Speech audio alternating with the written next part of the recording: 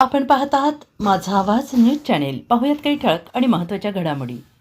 निवडणुकीत कोणीही उभं राहू शकतो, मात्र नागरिकांची कामे करण्याची धमक असायला हवी, असे रोखठोक वक्तव्य राष्ट्रवादी काँग्रेसचे इच्छुक उमेदवार सिद्धांत बनसोडे यांनी केले आहे. ते मासुळकर कॉलनी परिसरातील मतदारांच्या भेटी घेत होते. यावेळी त्यांना नागरिकांचा चांगला प्रतिसाद भेटतोय.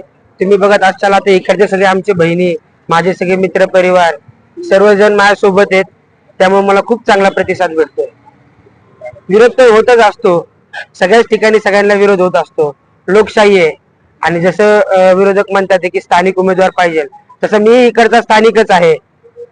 त्यामुळं असं काय हे नाही. मतदारसंघ पिंपरी मतदारसंघात गांधीनगर, खारवाडी, कामगार नगर हे आमच्या मतदारसंघात आहे. तसं आम्ही स्थानिकच झालो ना. आणि लोकशाही आहे, कोणी कुठूनही लढू शकतं, फक्त काम करायची धमक पाहिजे. काय लोकांच्या एकच समस्या आहेत की जसं की रस्ते व्यवस्थित झाले पाहिजे, ट्रॅफिक नाही झाली पाहिजे, आणि ज्येष्ठ नागरिकांना गार्डनची सुविधा झाली पाहिजे, लहान पोरांना प्लेग्राऊंड झालं पाहिजे.